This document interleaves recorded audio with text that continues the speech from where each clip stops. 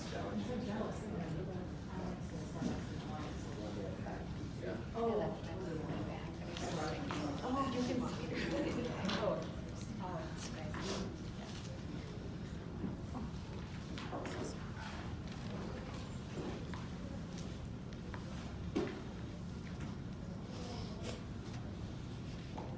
You brought extra copies. I brought some copies for you. Oh, happy. Oh, that's right. Of course. And just your name is great because I know. Oh, of course. But and I'm also going to have to sneak out a little bit early because I have to lecture at 10 now. Absolutely, we understand. Anyway, Lisa Parker. Nice to meet you, Lisa. Dr.Rana. Yeah, She's fantastic. She heads up the Oh, humanities. Those are my favorite people everywhere. She's put it together for the last several decades and really gotten us on board. It's good. Students to help. I'd love to connect with you sometime and learn more about, because we're just getting started on that Oh, yeah? journey. I'd be happy to talk with you. Thank you. I'm just sorry that this whole visit is a little more rushed than I'm sure anybody is. But at least you're getting to spend time with me. That's kind of nice. Thank you so much for doing that. Yeah, it is chilly. I feel like I'm delayed because of the traffic. Just so much traffic. There was. It was all really slow, very slow. Well, thank you for doing a pre-talk. You're so sign. welcome.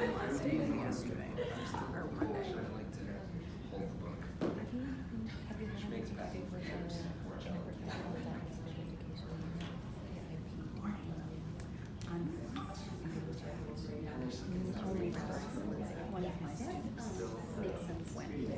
Welcome, everybody.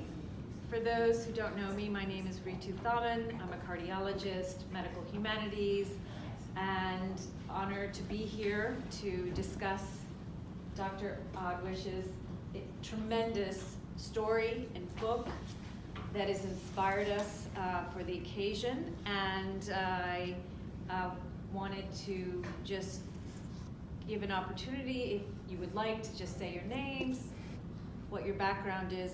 You don't have to. We can jump right into it if everyone. I'd love to know who everyone is. I can start. So I'm Kim Rack, and I'm a medical anthropologist who works with Dr. Jeremy Kahn in critical care medicine. I'm Jennifer Seaman, and I'm an assistant professor in the School of Nursing, and I work with Doug White and Bob Arnold on advancing palliative care strategies in the ICU. I'm Marianne Fellow. I'm the new director of the Consortium Ethics Program, which is a continuing education program of the Center for Bioethics and Health Law. So I'm happy to be here. Amazing. I'm Deepika Bowman. I'm in the Department of Critical Care Medicine. I'm Lillian Ellis from the Department of Critical Care Medicine. Lisa Parker from Bioethics. Brandon McLaughlin, academic coordinator in critical care medicine. Luke Delivery on the department, in the department of Coffee Barnwell, second year fellows in critical care. And I'm Michael Wolf. I'm a recent fellowship graduate in pediatric critical care. Lori Shutter, Critical Care Medicine. And hello, welcome. We were just, absolutely, please. We were just introducing ourselves, name, and I'm Mohammed. I'm a neurocritical care fellow. Nice to meet you. Nice meeting you. so I think I'd like to get started. I believe most of you have a handout of some questions. We will try to go through as many questions as we can depending on the time. But to start with, one of the first things that is remarkable in her story, in her journey that she has written so beautifully and eloquently on, is that encounter with the OBGYN resident. I don't know if you have all read the scene. She's come in to an immense amount of bleeding. They don't really know that at that moment. And instead of going to the emergency room, she gets shuttled to OBGYN because she's 27 weeks. And the OBGYN resident comes to do an ultrasound because that's just protocol. and he doesn't know how to read the ultrasound. And he takes the probe and puts it on her belly, and Dr. Adwish, who's a trained physician, can see that there is no heartbeat. And she sort of, he says, can you, I'm gonna use the word, can you show me where you see that?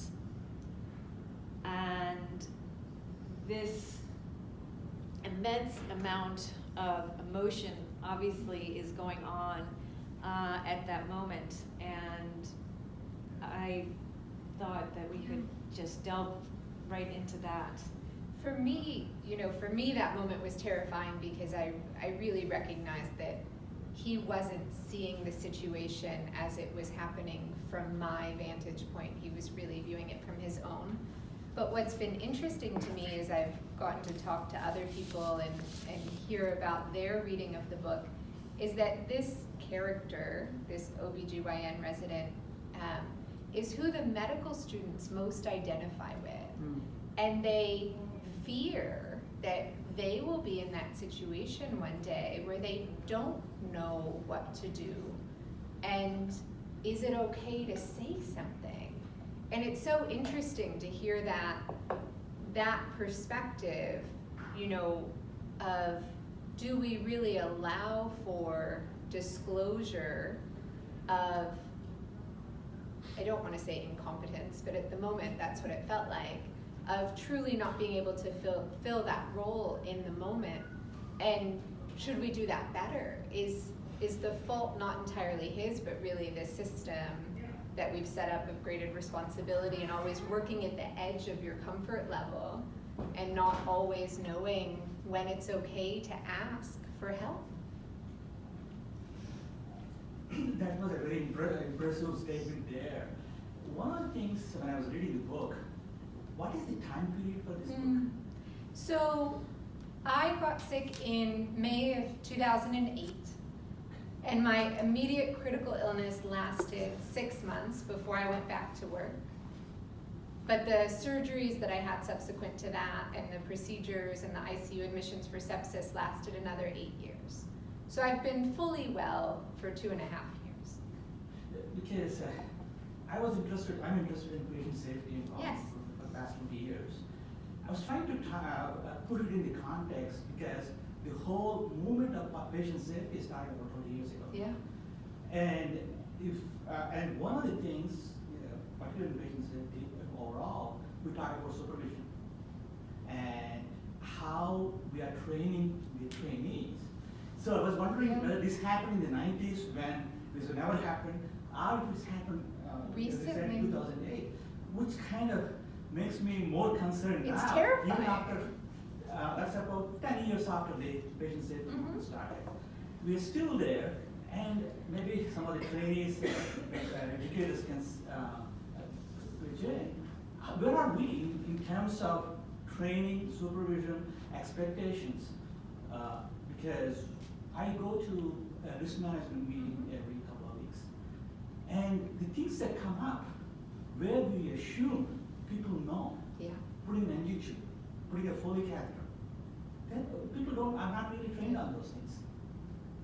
And this statement, it kind of struck me because did we make any progress?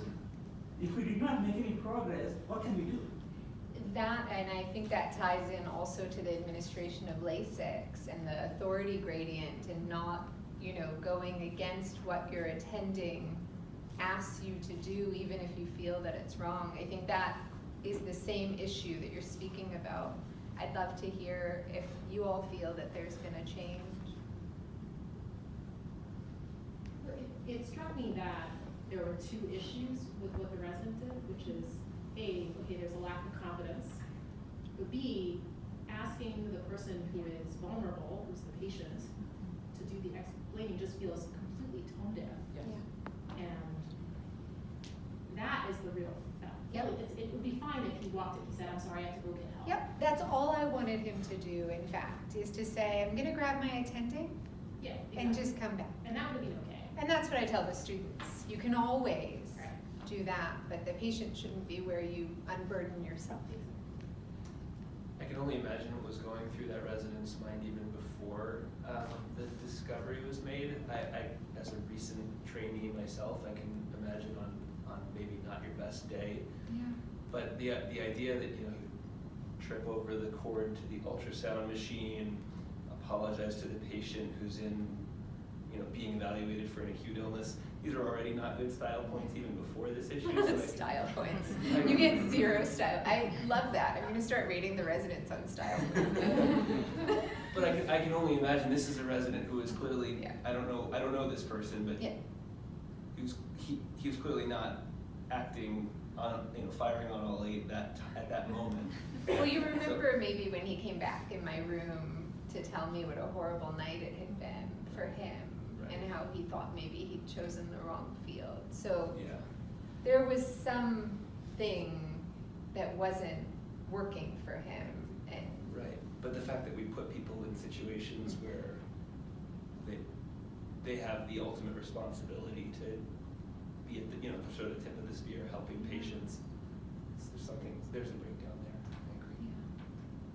I think this has also been written about by Atul Gawande in one of his stories, Complications, where he's got to put the central line in, and the motto is, see one, do one, teach one. And when you're watching, you don't necessarily have, you're not learning necessarily. Of course, now we are using simulation, and there's simulation centers everywhere, but still, I think the majority of those kinds of teachings are at bedside. Yeah.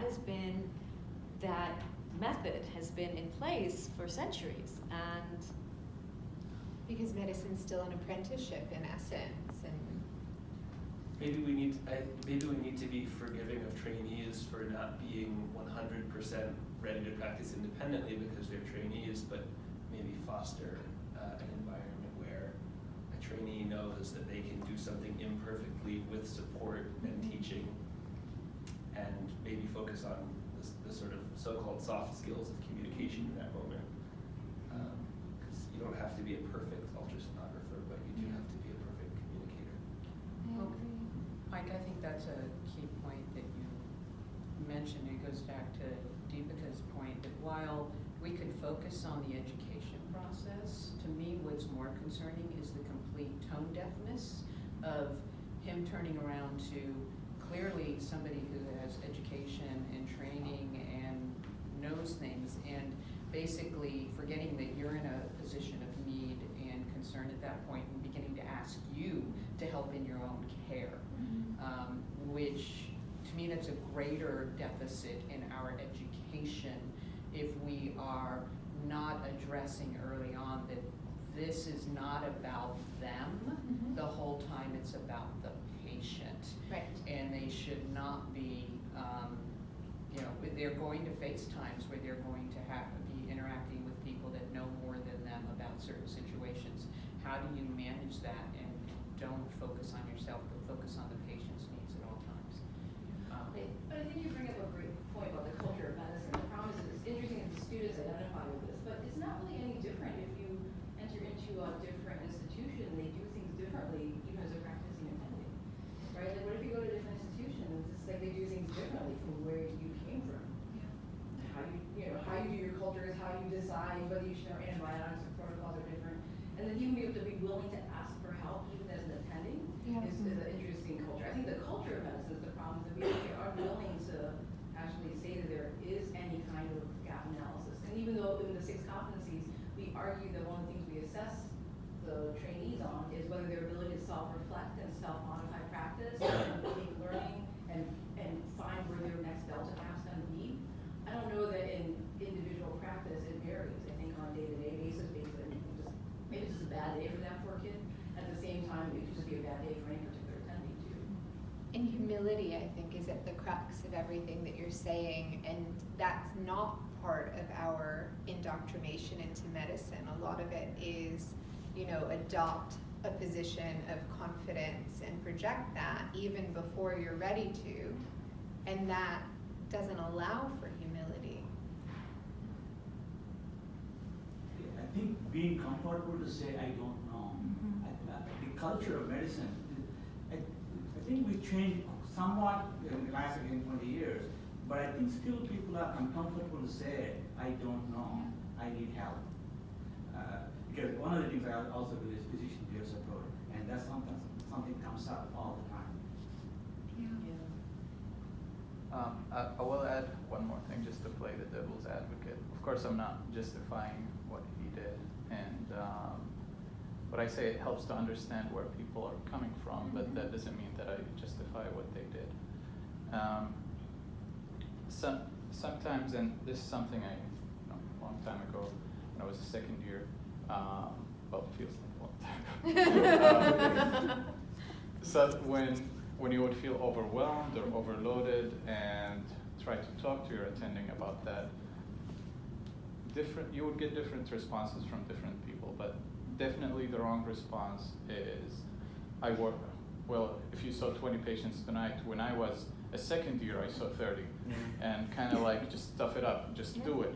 And if it kind of trickles down the lack of empathy from an attending towards a senior resident and from a senior resident towards a junior resident, then the lack of empathy is also going to trickle down to the patient. Absolutely. So, absolutely. How we treat each other is how we treat our patients. And I'll have to say, this is something that I saw get better throughout my training. Like when I first, even though we're talking about the past few years, I've definitely seen it get better. And to add on, I think related to that, we've been looking at team dynamics in the ICU, and a concept that keeps coming up is psychological safety. Yes. And so I think there's part feeling comfortable being able to say those things, like you were saying. And that's what we need to cultivate, is that culture of psychological safety where people do feel comfortable expressing what they don't know to each other, and it's safe to do so.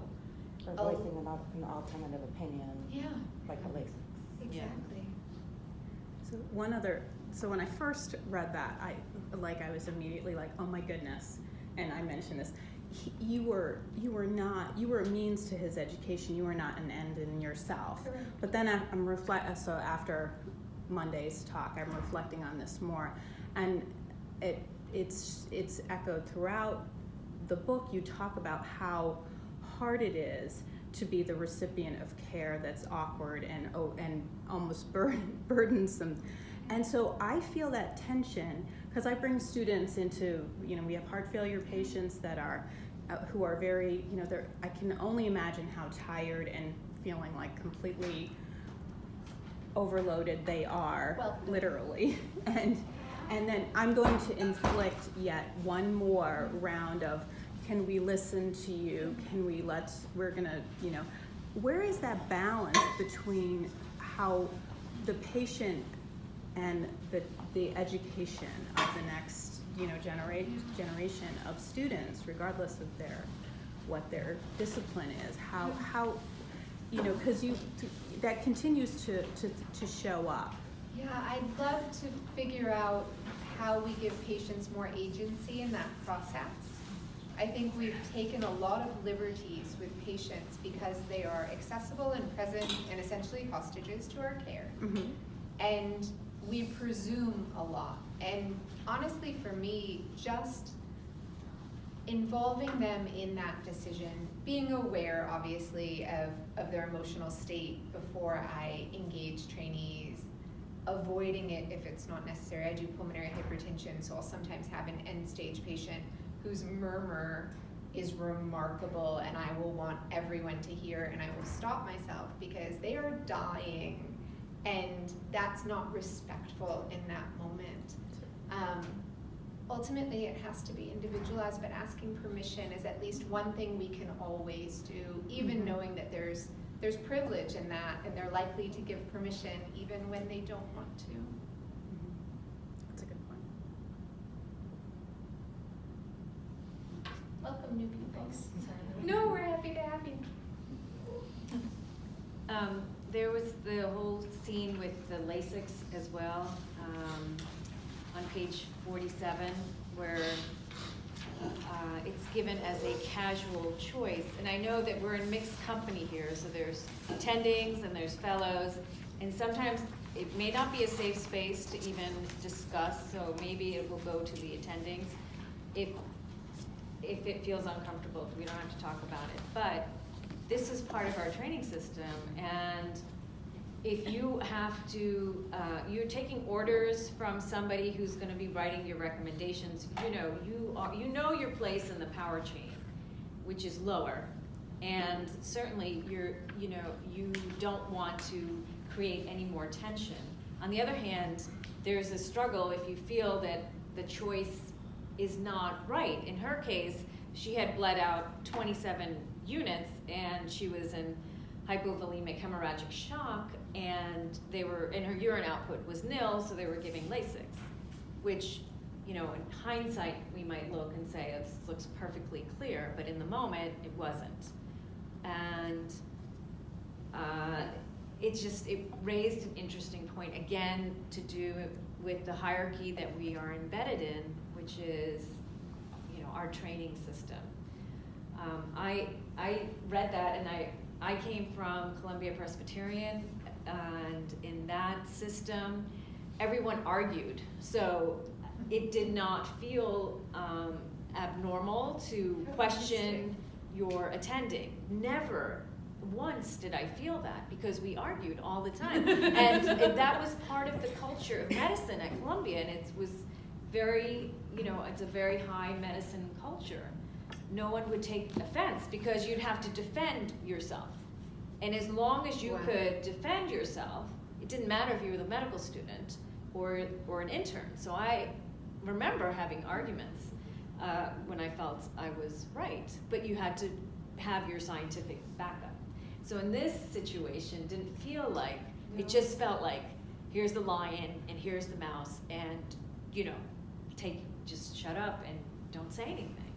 We are a far more deferential culture. You feel that.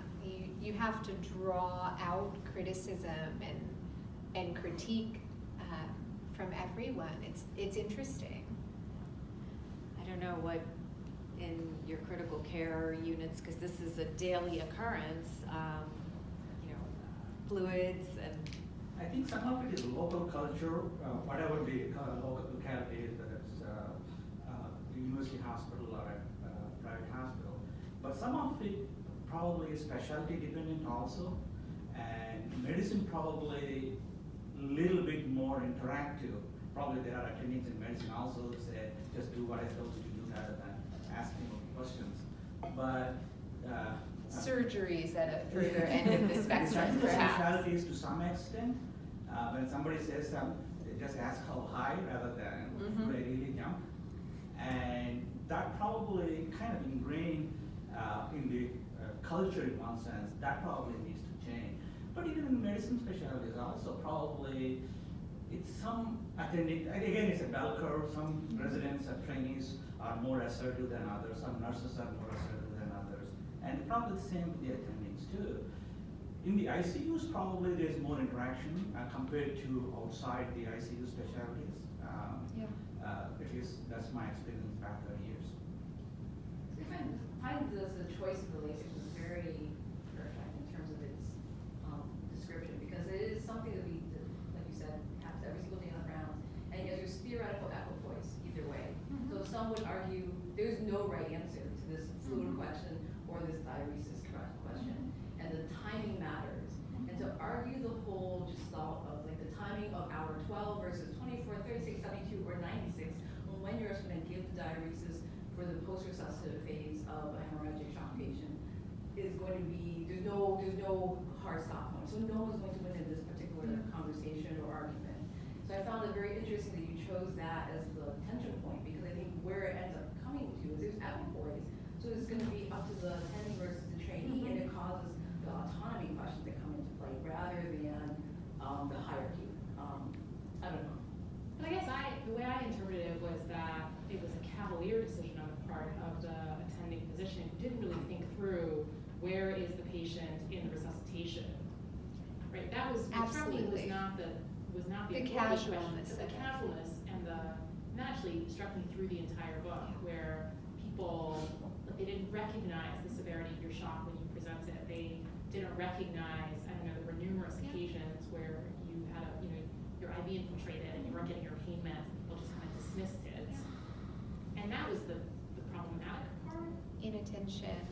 And something I hadn't thought about when I was writing about this incident was that feeling of decision fatigue. So this was weekend rounds in the SICU.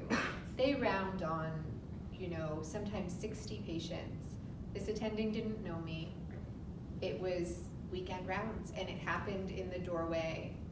No one really came into the room.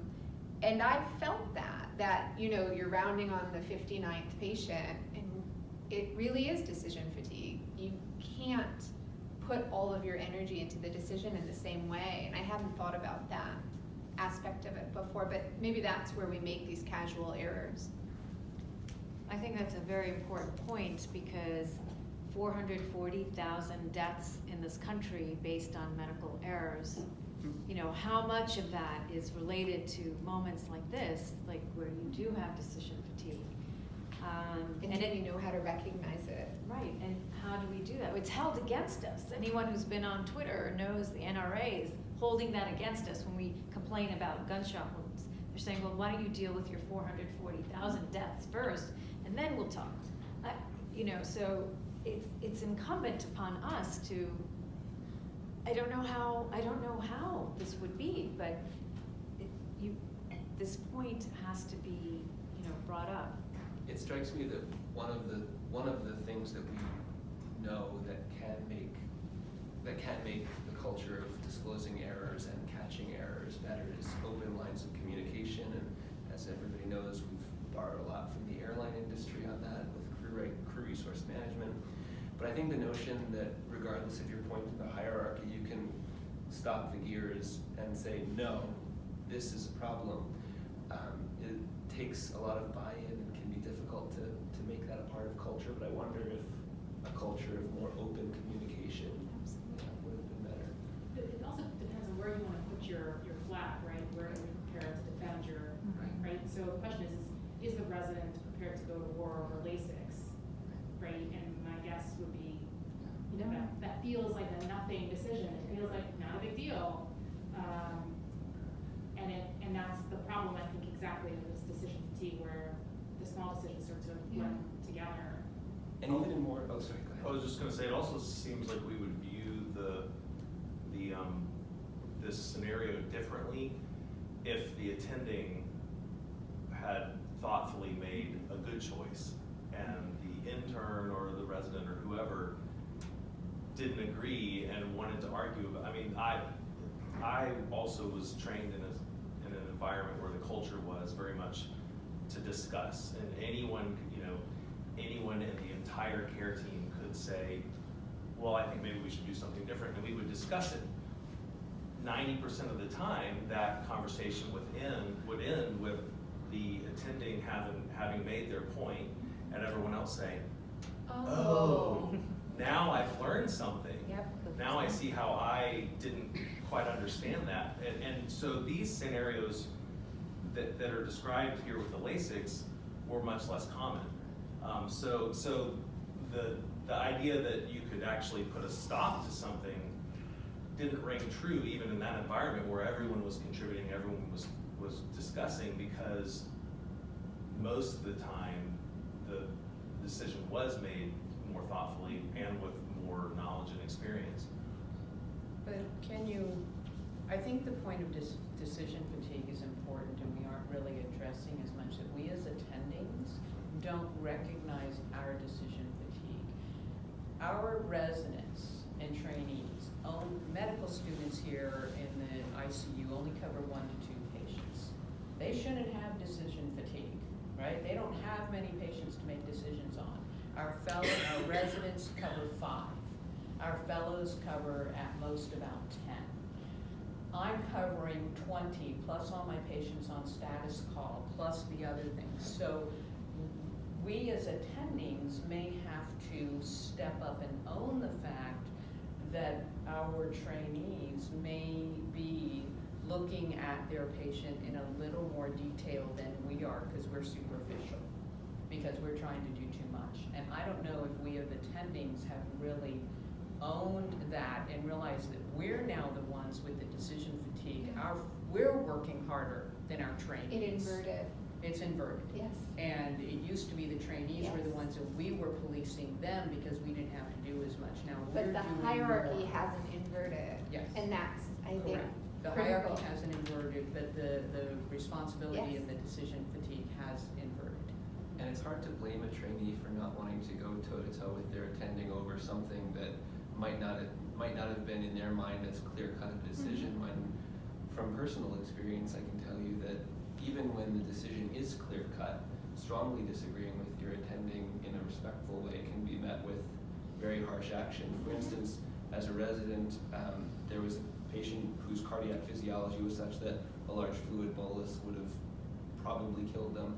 I was working in the emergency department and was ordered by my attending to do just that, and I said, well, sir, I respectfully decline for this reason, and he said, no, just give the bolus. I don't know why you're being argumentative. And I said, well, sir, if you feel the need to give a bolus to the patient, I would request that you do so. I will not. And it was only after being subject to disciplinary action in front of a committee where it was made very clear that I was right.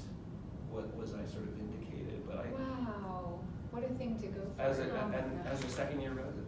Wow. So I better believe I thought twice the next The time next I had a difference of opinion with my attendant. So that's how we deal with disagreement. We take the subordinate in front of the committee to prove themselves. That says something about us. Because I was disrespectful to my Insubordinate. attendant. I'm in pediatric ICU with Michael. And, This is not here, by the way. I've never taken him to the committee. I think that adding another layer, especially in the PICU, I don't know if you do the same in adult ICUs all over, but we have family on rounds. And so that adds another layer of how you handle a disagreement on the 10,000 decisions, exaggerating, the 10 decisions or 2 key decisions that you're managing in a very complex situation. And you have to do this in front of family. So for a resident or a fellow to correct you or suggest something different, question you, or you to question them, it has to be, with these parents who have a lot invested, staring you guys down, and wanting to know why there's disagreement. And have we really looked at how that's changed the dynamic of our decision making, or did we just how jump they trust in? you? I mean, the trust in the attending and the care team in general. If you have a disagreement in front of them is a lot different than if you're disagreeing over here and you're coming to them with a informed decision with 10, the other services that have gotten together. That happens sometimes, but not, every day on rounds. Wow. So that can be challenging. And there might be various services on rounds too, especially for transplant kids. Sometimes you're round all together. So that adds another layer, I think, of challenge. Yeah. One of the issues with decision fatigue is how we make decisions, in the sense that when we're stressed, we make decisions automatically. Some of them, if X is happening, do just Y. You don't think through it a lot more. And this one, maybe there is no urine output, Lasix increases urine output, just give Lasix. It's the availability heuristic, right? What is immediately available is what we access. Something to add about decisional fatigue, and I can't remember where I read this, but a way to combat that is to offload some of the decision. Yes. And I see way less patients than Dr. Shatter, of course, but I feel it every once in a while. So what I've been trying is when a resident or a nurse comes to me with something, patient hasn't had a bowel movement, or they need fluid, or they need potassium, or whatever they come to me with, I resist the urge to decide on something and ask them what do they want. Yep. And if it's not a bad decision, then I just let them do it. And I think that helps to just, ask people what they want and just let them do it. And It's be a not screen something- for yeah, their yeah. decision making. That makes sense as a strategy. It occurs to me that also acts as a bit of a check on what you're thinking, right? It manages your decision fatigue, but it also implicitly begins that kind of open communication. And if you disagreed, you could have a conversation. Maybe they push back a lot. It's also interesting to me that you pointed out this kind of structural problem of performing in front of or having rounds in front of family members, and that isn't always, different institutions do it differently.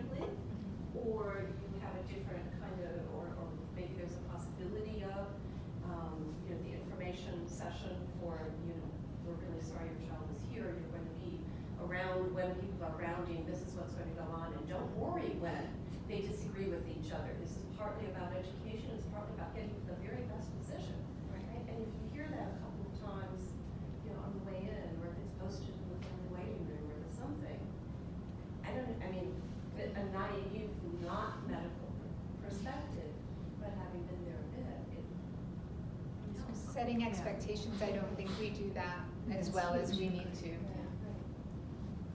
And I have to say, when it's done this way, and this maybe just the way I feel it is, but I feel like family members appreciate that a lot of thought is going into the care of the patient. As in, especially in the neurotrauma ICU, we're good at telling patients, okay, the nurse is going to speak first, then the resident, then the fellow, then the attending, and we'll translate at the end, and there's going to be some argument. And they Discussion.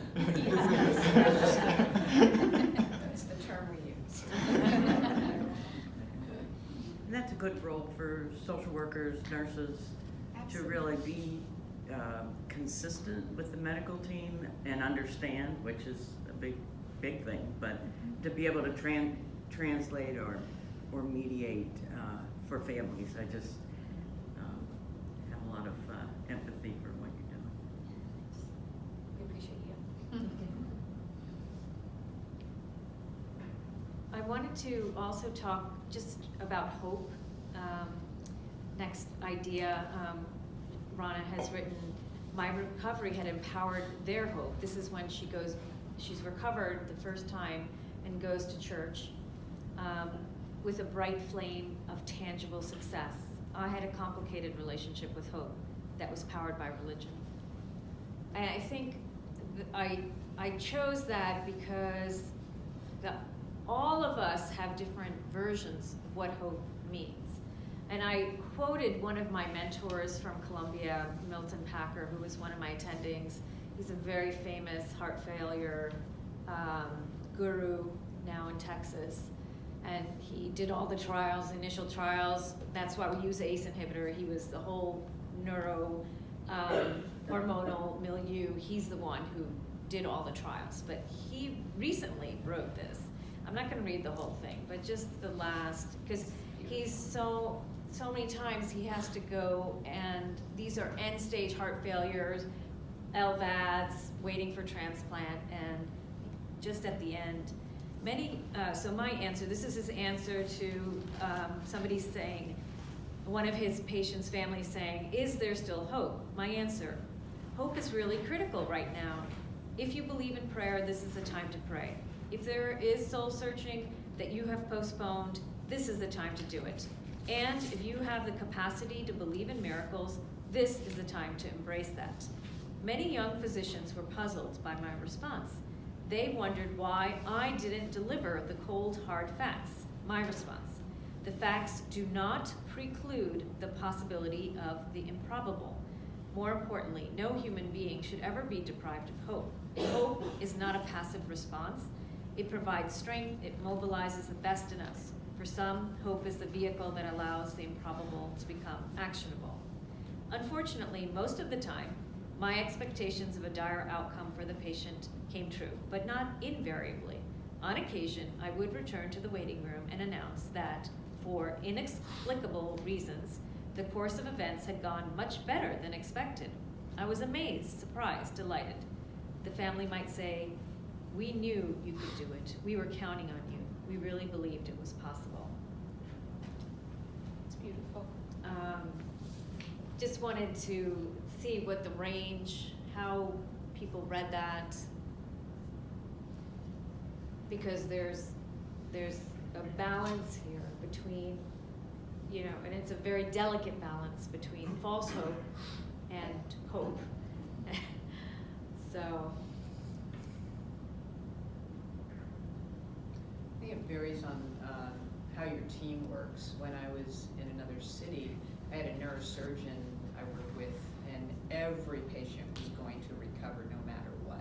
There was the worst subarachnoid hemorrhage you could imagine, they were going to get better in his mind.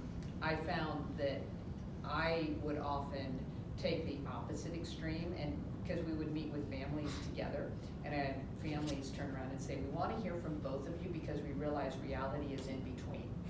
That one of you is giving us the worst and one of you is giving us the best, and we know that it's in between the two. Now, I don't have to do that as much here, but I did have to, in that situation, counter a little bit because the expectations were so great when things failed, they were shocked. And so I think you have to work with your team to figure out how to maintain some hope, but also leave, prepare them for the fact that the worst can happen. And so balancing that, knowing how your team is, and sometimes you have to designate roles within the team of who's gonna take what role in presenting this information. It strikes me that Dr. Packer's response did a really good job of conveying the fact that, okay, medically, we believe things are really bad. But, you know, because he points to certain things that they could hope in. And he didn't say, well, normally we can make this better. They weren't supposed to hope in the medicine. They were supposed to hope in prayer and soul searching and miracles, right? He specifically directed them to those things, which I think makes sense, because we do want to convey that, well, from a medical, given what we know about this condition, most of the time, with what treatments we have available, we're not expecting a recovery. But that doesn't mean that you can't hope, or that we would discourage that. And what strikes me as well is it's the same on both sides. The hope is coming not from optimism, but really a grasp of reality. There is nothing left but. And both sides are saying that, which is more in harmony than I think it always felt to me. It felt adversarial when people thought of hope in situations that I found none. But truly, we're saying the same thing. I have to admit that this language and this perspective, I think, rings very true to me. I can easily relate to that. But there are other circumstances where, you know, a family member or whoever is there is hoping in something that I think is preposterous, to be honest. And so that's where I struggle. You know, when they say, well, can we bring in this, you know, something, whatever it is, something that I would just think doesn't make any sense. For me, it's healing crystals. That's mine. Yeah, I really have a hard time. Supplement down the tube and things like that. And see, I don't know what to do in that circumstance. I'm sorry. I like the conscious use of the word miracle because you share that hope with the family, and at the same time you're letting them know how dire, because it would take a miracle. And I think we might, just as I don't know your name, but just as the doctor was talking about good, you know, the optimistic versus the pessimistic, I think in families very often there are roles similar to yours in that family that they can negotiate and really carry hope and loss at the same, and you know, anticipation of loss at the same time. I think we can trust them, not all, but many of them, to bring that strength among themselves. That's my experience in my experience as hospice, and often that was the case. And just to build off the healing crystals, I think there's a lot of recall bias in those situations, as in whenever we hear the words hope, pray, miracle, our mind immediately goes to the patient that we know is in a vegetative state, that left the ICU in a trach and a peg, and that's gonna live in an LTAC for many, many years looking like that. And I think most of the time people use these words, it doesn't end up going in that direction, but in our minds, because of our recall bias, we recall the most severe, most traumatic experience for us, and we start going on that tangent, and That's kind of interesting. rolling our eyes in our heads. Well, you're even tying it to moral distress that we feel when we have outcomes that don't feel consistent with what the patient's wishes might be, that hope is somehow tied to that feeling in us of moral distress, which is interesting. Yeah, I think it's really important to be mindful of your own emotional response to the facts and also the emotions in the patient's care. And something that strikes me is that I think it's useful sometimes to separate the concept of hopes from the concept of expectations. We have the benefit of a great communication course that's geared towards delivering bad news in the pediatric fellowship. And some of the language that we're sort of trained to use is, I share your hope. I hope that this patient will have a full recovery. I fear. Exactly. I fear this. Let's talk about some things we can expect in the next hour. And so I think, and one of the things that struck me during that course was someone said, there's no such thing as false hope. All hope is true. There's only hope that is not in line with reasonable expectations that we call false hope. But it's not the hope that's the problem, it's the expectation. So I think it's interesting how everyone's really, whether it be Dr. Packer's or yours, like the following page, how you demonstrate language that providers can use to be able to sit with hope in a meaningful way and be empathic to it.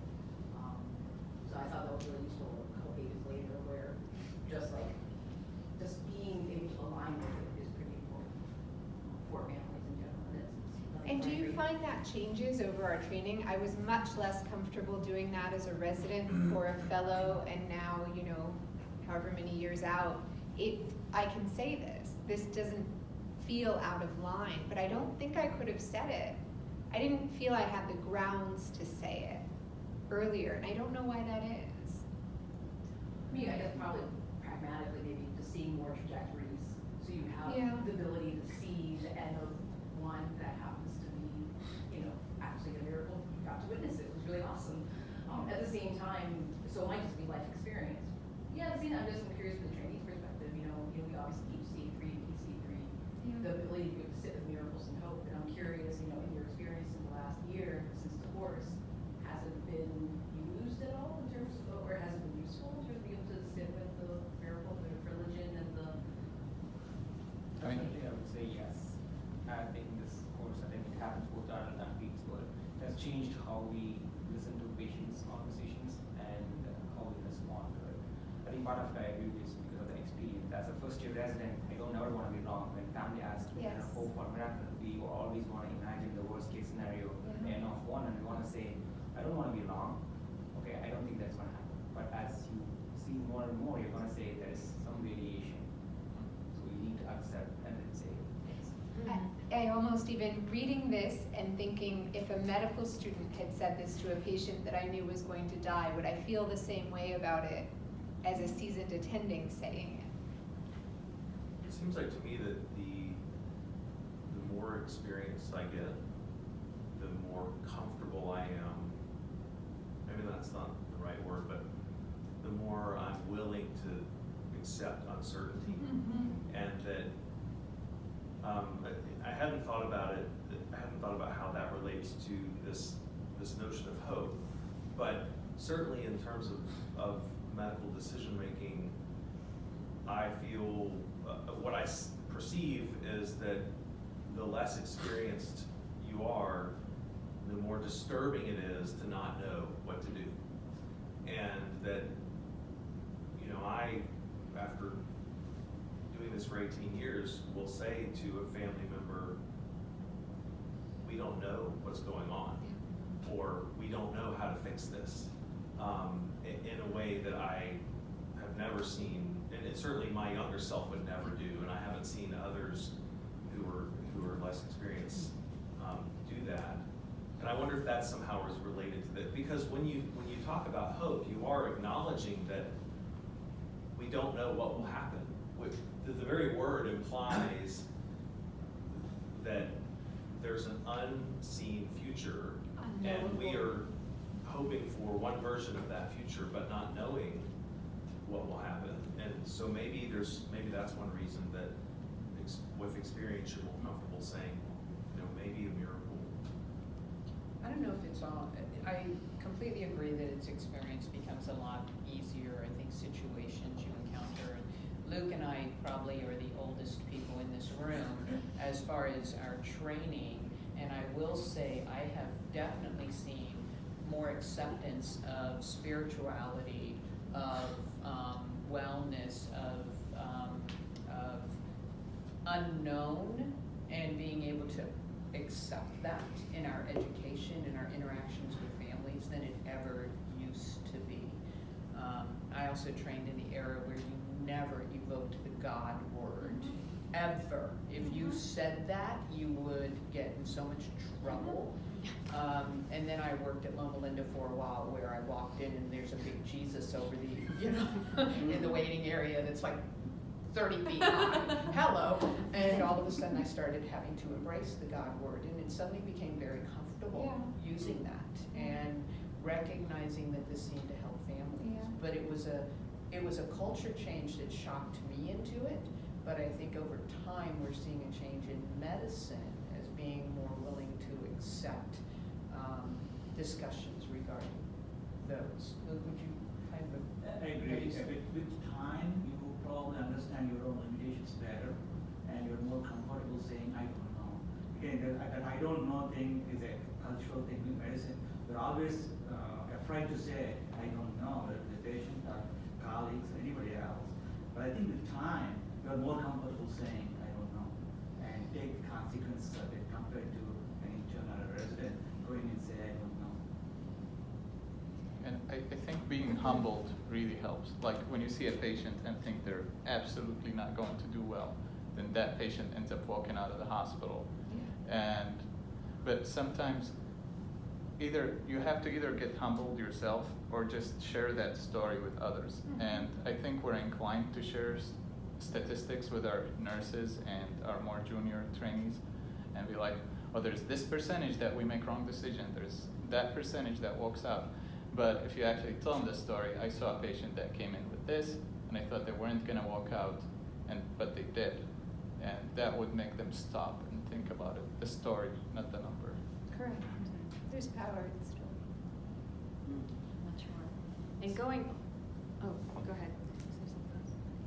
No, so I really appreciate the giving families permission to hope, because I feel like that gives them some role. The part where I struggle sometimes is with miracles, not because I don't want them to happen or believe that they happen, but just by inexperience, I've seen miracles viewed by different family members as evidence of faith. And then you see the struggle that they go through because they don't feel like they ever have permission to change their mind. They believe that the miracle could happen and it's dependent upon their faith. It's dependent on them holding to this particular trajectory, and that to change course would be evidence of them giving up, or this person can only get better if they continue to have faith in this happening. And that can be so difficult when they see this perpetual and ongoing suffering. There's moral distress on their part, and well. how can we help them and give them permission to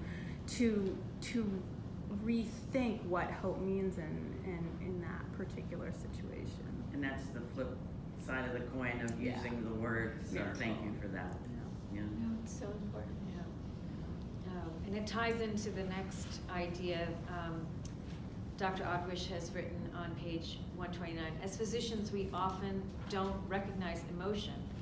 And if we don't recognize it, we certainly can't respond to it. It becomes obvious the necessity of pausing to acknowledge emotion when one understands the role that our emotional brain plays in decision making, the part of the brain that drives our behavior and is responsible for the majority of our choices, does not even possess language, the limbic system. And I wanted to read just one other thing. A philosopher, Heidegger, has said that sometimes words and speech are just a way of forgetting our being, a way to induce forgetfulness of being, particularly technical words. But what patients crave most from us is a recognition of their being. So when we talk about hope, it's not in a void. There's a whole emotion of valor, around it, just like you're describing. One might have had one experience with hope, and somebody might have had a completely different, and the emotional response is going to be divergent. So I don't know how you all have dealt with your own emotions, because you have to recognize them, because they come up when you're sometimes having a conversation with the patient. Sometimes you don't even recognize that they're coming up.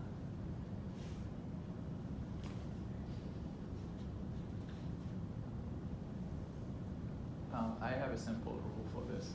If I see something sad and I don't feel sad, then I'm probably burnt out and need to take a small break and think about it a little bit before I talk to the family. Yeah, interesting. That's how I deal with it.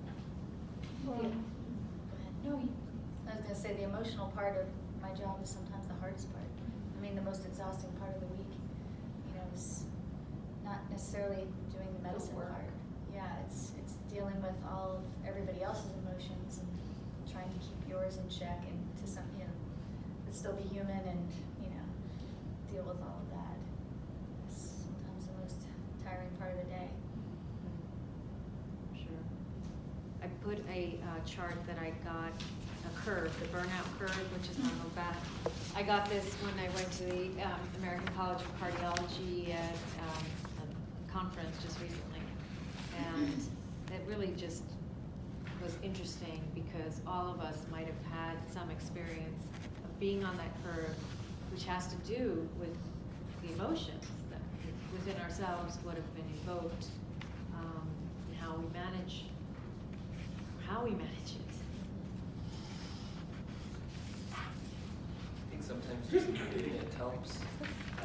Just like you were saying, this is burnout. If you don't like the lack of emotion, naming the lack of sensation of emotion, sort of naming it burnout. If you're feeling an excess of emotion, naming that, being overwhelmed. And I think in both ourselves and in the families and the patients we care for, I think is maybe one useful step. And in each other, right? Right. I find so often people are describing their experience from a place of anger and rage and feeling overwhelmed and letting them reframe it as not being about that, but truly being a reflection of moral distress or compassion fatigue. We all have that. It's also interesting in the culture of medicine too that we don't take small time-out breaks. We do time-out breaks for procedures, but we don't take time-out breaks just for pause, eat a granola bar, drink a cup of tea, just check in, just switch your mind to a different place because that way the fatigue isn't so bad. And those just giggle or laugh or send a funny meme around. And I don't know, just because I think even in the middle of just rounding for 4 hours, it's so serious and part of the problem is being on all the time, you are going to activate those same places if you're fully empathic. So you are sucking in some of those emotions on rounds, whether it's the tension of the team with the family or the argument, which not everyone enjoys argument. It actually is very stressful for some of the trainees in the team, which is causing undue stress and as you accumulate over the 4 hours of rounds. And then, of course, just dealing with the families, just trying to be empathic and be present for them is exhausting, that we don't take a break after those conversations sometimes. We don't break enough. That's interesting because the need for timeout, we need to be aware of it. That's what's needed. And unfortunately, we're not doing it. Probably many of you read a perspective article from Jenny Jama about that flight that landed on water, medical. And Sully Sullenberger was interviewed by one of the anesthesiologists, and they're describing, and one of the things in the airline industry, not go back to work for about 6 months. Wow. And it seems Sullenberger was surprised. Physicians go back to work next 13 seconds, and- right? Yeah, roughly. And I was talking to people about, we do it, let's say a CPR, and there's blood all over the place, and everything else is all over the place, and patient dies or moves to next place. And the expectation is for the nurse, for the resident, maybe even the attending, clean the room, take the next patient. No break at all. Yeah. And I think people are recognizing that needs to be addressed. And recently, Presby, they're looking at it, but we're not there yet. Yeah. But I think first we need to be aware that we need that time out, and we're not there. Yeah, and Rana has written, medicine is not oriented to recognize trauma in its own. I thought that was beautifully written. We were trained to leave the thin veneer covering our colleagues' emotions undisturbed. I love that line. That's 164. One of the things I've started asking my colleagues after a mindfulness retreat that I took is, what's your first sign that you're becoming distressed? You know, for me, I become avoidant. I don't engage in things that I normally would. I'll bypass seeing a family that I know I need to see. I'll just sort of withdraw a little bit. And it's such a subtle thing that if I'm not aware of it, it will progress into sadness and anger and all of the other things. But dialing it all the way back to say, yes, I become stressed for my office mate. I become stressed when someone's taking too long to tell me a story, because I have so much to do that I start thinking they're horrible for talking. And you know, it's so subtle, but we all have those things, and if we can see it upstream, that's when I think the pause needs to happen, not when we're sliding down, you know, this slope to physician suicide, which is what it looks like. Yeah. I think it's really pervasive in the culture of medicine. It makes me think of the essay that Osler wrote, Equanimitas, which I'm a big Osler fan, but I'm not a big Equanimitas fan. I think that it was a lie. Yeah, I think that to be able to walk in dispassionately to a room where someone's dying, watch them die, and then walk in equally dispassionately to the next room is, you have to be either a psychopath or do real lasting emotional harm to yourself to meet that standard. I get the most criticism from Osler fans because of what I wrote about Equanimitas. There's a whole organization at Hopkins that's like, you're wrong about everything you said. Like, I get that. Yeah, it seems dysfunctional to me. That's all I can say. It seems that it's an overcorrection, that there's somewhere closer to, you know, you should never be crying more than your patient's family is crying. Like, that's a rule. But it's okay to have emotion about it. You just have to not displace it onto people who are suffering more. I wonder, I agree completely with that, and but I also struggle with sharing that burden with you know, my family, for example. Like last Wednesday night, the night before Thanksgiving, I was on call, and I don't know if those of you who are local heard about there was a house fire, and 3 people all had cardiac arrest in the house fire, and I took care of all of them. And I came home, and I just, you know, had this burden. Yeah. And I wasn't going to say to my wife, you know, when she said, "How did your night go?" I wasn't going to say on Thanksgiving morning, "Well, I'm really burdened because I'm thinking about these 3 patients that are just, you know, clinging to life and have already died several times, and I'm not able to think about much else." Why? Why don't you want why to would say I that say that to her? Yeah, why would you? Well, for one thing, because then she would start to worry that our house would burn down. Oh. That's probably the number one reason I wouldn't, because I know that she would, like, you're right, there's power in story, and one way that story affects her is that she becomes fearful. Yeah, well, if that happened to them, it could happen to us. So that's probably the major reason. I think there are some other reasons that I wouldn't need her. And I told her, you know, I did tell her, but that had happened, but I didn't, you know, share all of my specific thoughts about it. I've had people tell me that they've had their non-medical partners read this book because it's really difficult to describe the trauma of what we go through, and we often don't. But it's a way to let them understand why sometimes we're just in our heads so much and we don't even have the words to describe why and how to get out of it. And you know, it's something that's not personal, it's happening to somebody else, but they can see maybe what their days are like in a more disconnected way. One of the things, the physician peer support program, what you said is not unusual. They don't want to talk to their spouses. And maybe I'm putting a plug in for the program. The peer supporters are there for that kind of a purpose.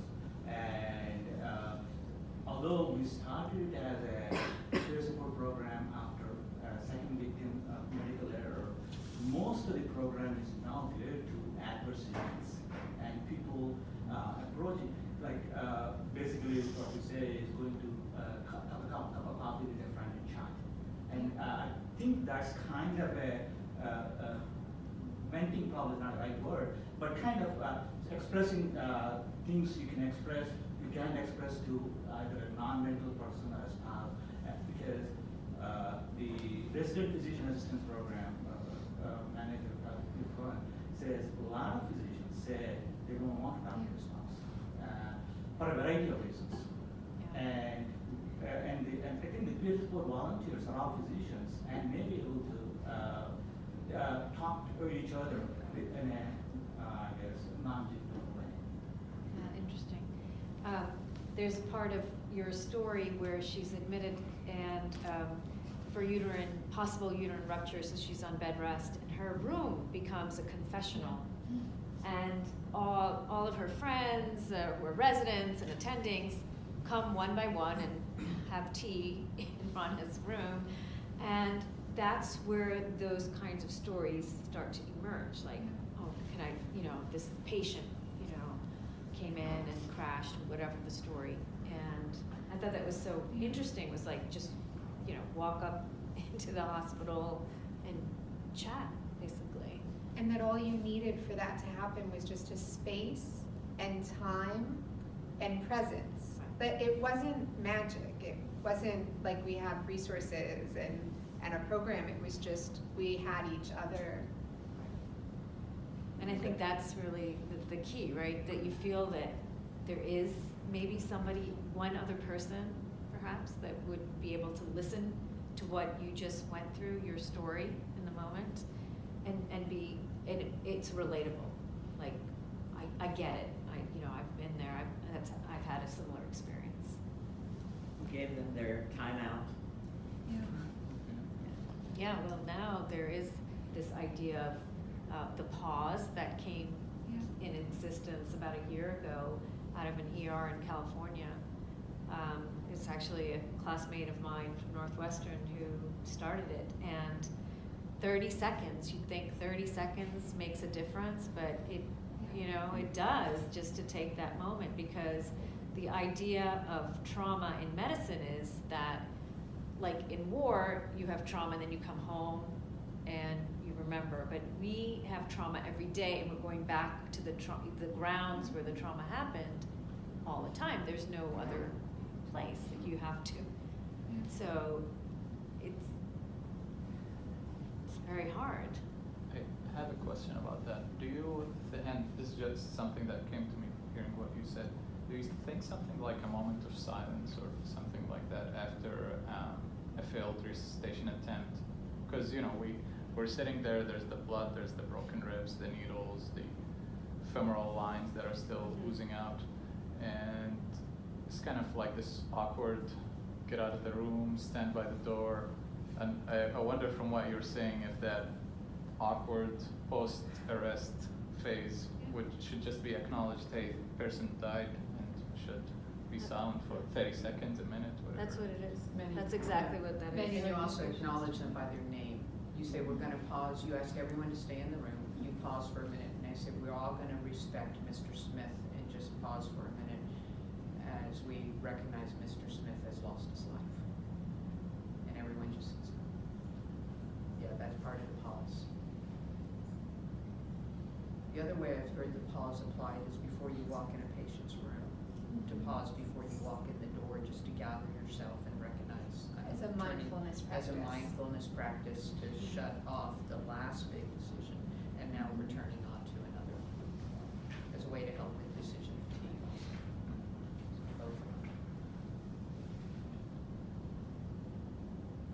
Was the mindfulness retreat that you went to, was it for physicians or people in medicine? It was. We brought in the two people from Rochester who are physicians who do this work. And it was about 40 physicians who self-selected as being interested. And it was a full day off-campus retreat. Mick Krasner is one of them, and Ronald Epstein. And what's beautiful about how they facilitate it is they're both physicians. So sometimes mindfulness practice can feel completely impractical in the context of our lives. They're busy clinicians and they're applying it daily. And so there was a lot less friction between the physicians and, well, you don't understand what my life is like. There's no room for mindfulness. Some of the practices were just very practical and have been shown, it seems, in research to be really self-protective.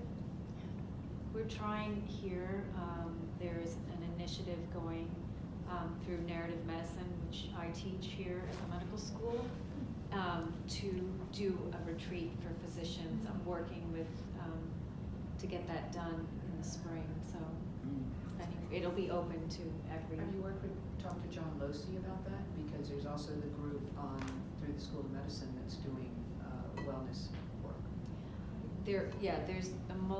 There's different prongs to it.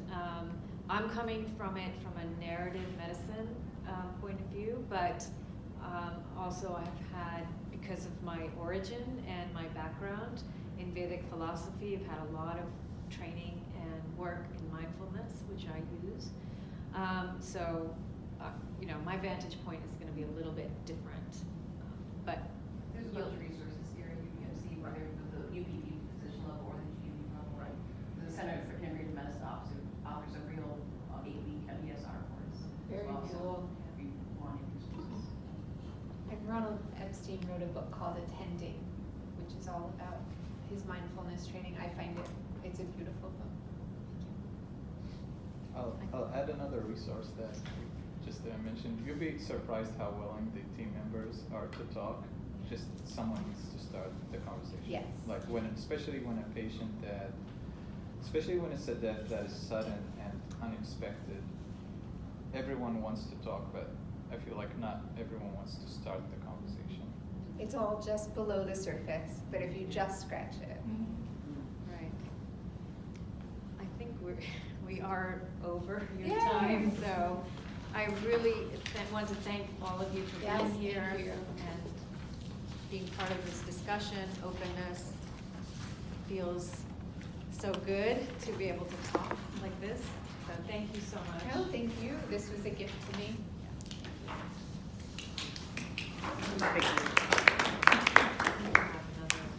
I'm sure I do.